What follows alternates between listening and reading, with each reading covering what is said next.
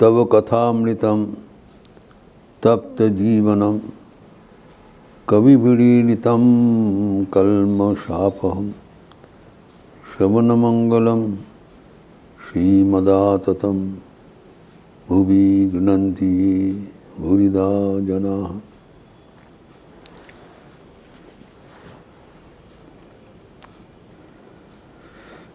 भगवान कपिल का विस्तृत चर्चा हो रहा था।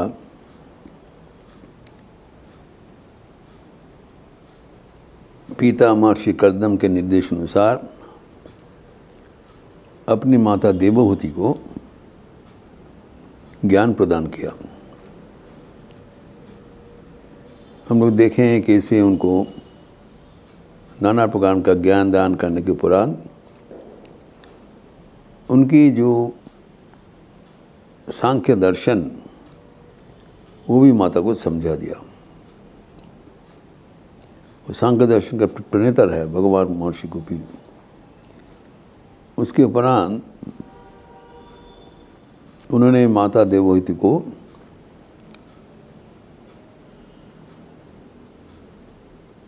ज्ञान एवं भक्ति तथा योग इसके बारे में विस्तृत उपदेश दिया, कैसे परमात्मा को इस जीवन में प्राप्त किया जाए।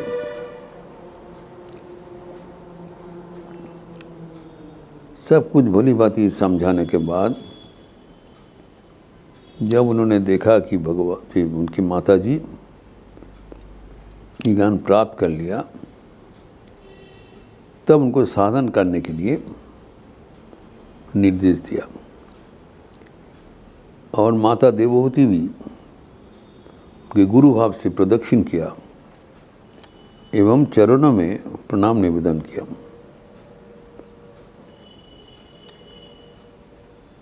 भगवान विष्णु के अवतार कपिल जी भी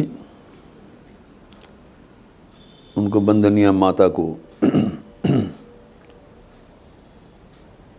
सरस्वती नदी के तट पर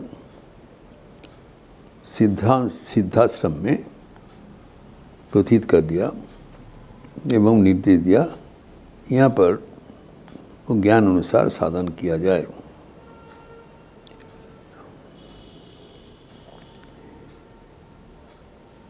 एवं माता को प्रदक्षिण करते हुए ईशान कान में प्रस्थान किया। माता देवहूति भी वो सिद्धाश्रम में रहते हुए एक निष्ठ रूप से साधन किया एवं धीरे धीरे सरस्वती के पानी में उनका देह विसर्जित हो गए।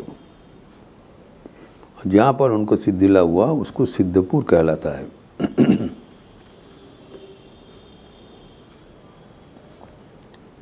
इधर भगवान कपिल ने विचरण करते हुए जहाँ पर ज्ञान का प्रश्न रहता है वहाँ जाकर उसे पूर्ण किया। शिव रश्मि करके एक प्राचीन ऋषि थे जिनका आत्म तत्व के लिए अनेक प्रश्न था।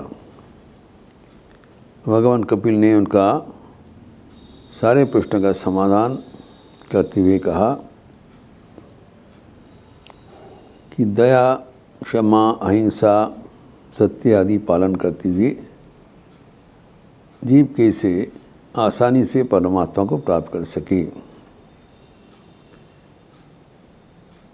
ताकि उनके कर्म ज्ञान से नियंत्रित होकर उसको भगवत प्राप्ति में सहायक बने। ये सब उनको भली भांति समझा दिया।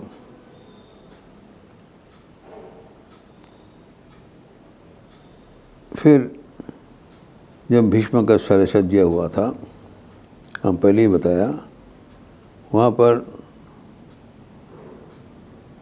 भगवान वेद व्यास के साथ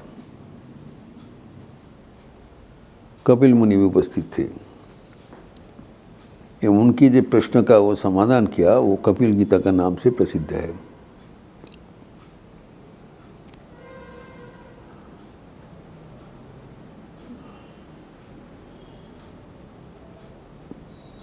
तो धर्म का जो बाहर आचार्य का बात होता है उसमें से कपिल मुनि अन्यतम थे।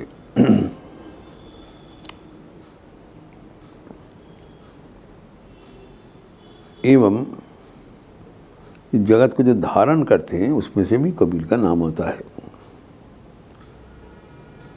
कहा जाता है धर्म, काम, काल, वसु, वासुकी, अनंत एवं कपिल, ये 7 ये मर्थभूमि को धर्म को धारण करते, धर्म धारणधारी, इसके ऊपर ही धर्म आधारित है। इसमें से कपिल अन्यतम है, भगवान का विशेष प्रकाश।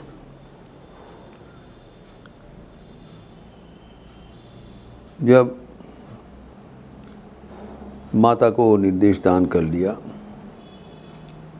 एवं जहाँ पर जो प्रश्न है उनको समाधान करते हुए आखिर में वो गंगा को अनुसरण करते हुए भागीरथी गंगा, जहाँ पर उनका जो उत्स है चलते हुए समुद्र के किनारे पर पहुँचे, जिसको गंगा सागर कहलाता है। वहाँ पहुँचते ही समुद्र अत्यंत प्रसन्न हो गए, कहा कि उनका चरण बंदन किया, भगवान आके उपस्थित हुआ है। और उनके चरण में निवेदित करते हुए उन्होंने कहा आपका जो आज्ञा है उसी करेंगे। तो उनका जो शोभा देखकर भगवान ने, कपिल ने निर्णय लिया कि समुद्र में ही जाके रहेंगे। तो सबके लिए कल्याण के लिए वो गंगा का उस तट पर एक स्थल निर्वाचित किया, जहाँ से समुद्र ने कहा कि साल में एक बार वो हट जाएंगे, वो तट प्रकाशित होगा। और वहाँ पर जो मर्त्य भूमि का जो नर नारी आकर अक्षय पुण्य अर्जन कर सकते हैं, जिसको मकर संक्रांति के दिन साल में एक बार उसी तिथि में जो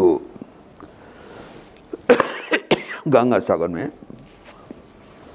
महातीर्थ माना जाता है, वहाँ पर कपिल मुनि का आश्रम भी है। वहाँ पर उनका तपस्या स्थल रहा।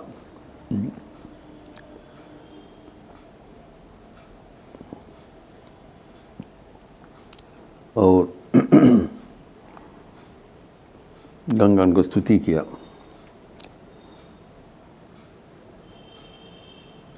तो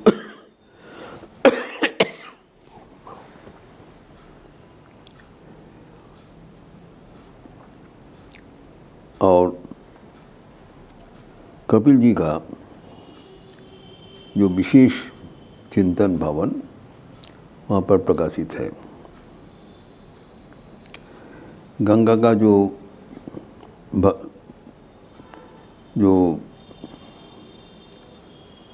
भरत राजा के जो 60,000 पुत्र थे, वो पहले हम लोग उसको चर्चा किया था कि उनका अश्वमेध जो अश्व है, अश्वमेध का जो यज्ञ का जो अश्व है, उसकी इंद्र चुरा लिया था।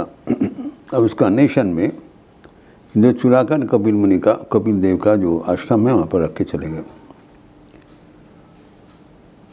तो जब इसको अन्वेषण में भरत राजा के 60,000 पुत्र वहाँ पर पहुँचे, उनको देखकर उनका भ्रम हुआ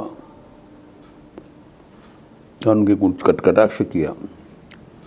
उसमें क्रोधित होकर उन्होंने उनका दृष्टि से उनको भस्म में परिणत कर दिया। फिर उनके कई पीढ़ियों के बाद महाराज भगीरथ तो गंगा को अवतरण करके वहाँ पर लाए थे। वहीं कपिल मुनि का आश्रम हुआ। और गंगा को भगवान धरती में लाने के लिए ये महर्षि कपिल का विशेष योगदान है। ठाकुर कहा करते थे कि गंगा का जल परम पवित्र है, वही ब्रह्मवारी है। ब्रह्म ये धरती में 3 रूप से विद्यमान है, एक जल रूप से गंगा के रूप से, और एक रज रूप से वृंदावन का रज है, एवं जो श्री क्षेत्र में भगवान जगन्नाथ। तो गंगा को स्वर्ग से मर्त्य में लाने के लिए कपिल देव कारण बने, क्योंकि उन्होंने बताया गंगा स्पर्श से इन लोग का मुक्ति होगा। इसलिए महाराज भगीरथ गंगा को प्रसन्न करते हुए शंख वादन करते हुए यहाँ पर लाए। एवं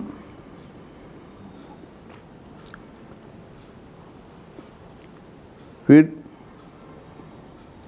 उनकी कृपा से इनको, उनके स्पर्श से इनको मुक्ति हो गया।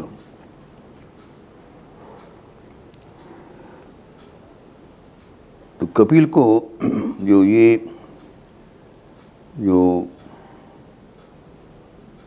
विराट योगदान एवं आविर्भाव वो है, कहा जाता है सत्ययुग के प्रथम ऋषि है, क्योंकि भगवान के रूप में अवतीर्ण हुए थे।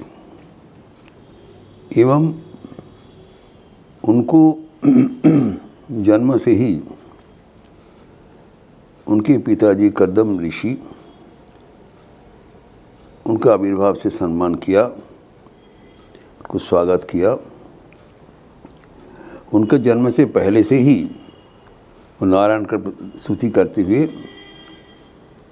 अपने पुत्र रूप से उनको मांगा था। नारायण ने उनको अंगीकार किया कि मनुआ शत्रुपा का कन्या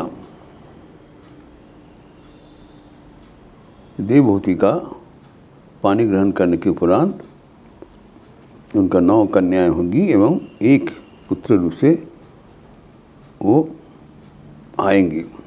तो पहले से पता था, इसलिए जन्म काल से ही उनको स्तुति किया एवं उनके ऊपर समझा छोड़ के वो चले गए सन्यास ग्रहण करते हुए। एवं महर्षि कपिल भी उनकी माता को शिक्षा दान करते हुए अपने वो चले गए एवं अंतिम में गंगा सागर में अपना स्थान निर्वाचन कर लिया। कहा जाता है कि भगवान को प्रार्थना करने से अभी भी भक्तगण को दर्शन दान करते हुए दिशा निर्देश प्रस्तुत करते हैं एवं भगवान को ले जाने के लिए उनका शक्ति चिर विद्यमान है।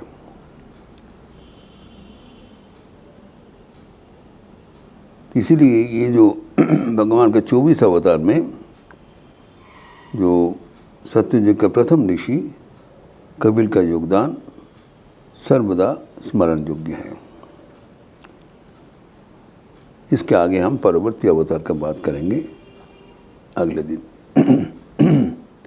ओम शांति शांति शांति। हरि ओम तत्सत। श्री राम कृष्णार्पणमस्तु। अच्छा रहिए, स्वस्थ रहिए, आनंद में रहिए। नमस्कार।